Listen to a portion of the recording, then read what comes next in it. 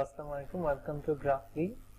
Previous ক্লাসে আমরা layer and position নিয়ে কথা বলেছিলাম। তো আজকে আমরা ক্রিয়েট ডিজাইন যে অপশনগুলো আছে সেগুলো নিয়ে কথা বলবো।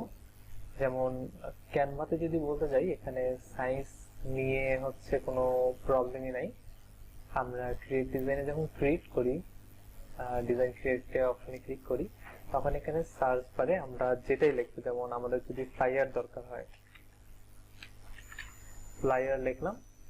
ফ্লাইয়ারের বিভিন্ন ধরনের সাইজ আছে, এখানে সব ধরনের সাইজই চলে আসবে।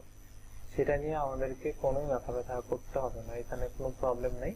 জাস্ট আপনি ক্লিক করলেই সেই সাইজ ক্রিয়েট হয়ে যাবে। পাশে কিন্তু সাইজ শো করছে।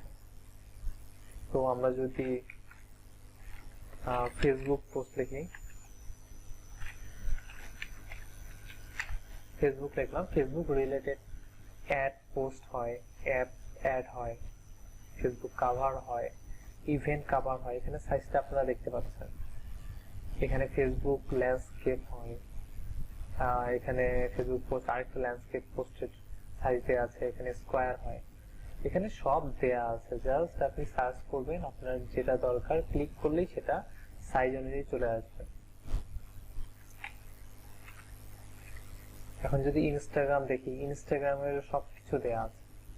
এরপরে আমরা যদি কোনো ভিডিও রিলেটেড যদি আমাদের কিছু দরকার হয়, যেমন এখানে ভিডিওতে যদি আমি ক্লিক করি, ডিফল্ট ভাবে নরমালি যেটা সবসময় চলে 1920 1080 এইচডি কোয়ালিটি, সেই টেমপ্লেট জেনারেট হয়ে যাবে। এছাড়াও অ্যামাজনে স্পন্সর ব্র্যান্ডিং এর জন্য একটা ভিডিও সাইজ হয়, সেটা দেয়া আছে। এখানে ফেসবুকে ভিডিও আছে, এখানে লিঙ্কডইনে অ্যাডের জন্য ভিডিও আছে।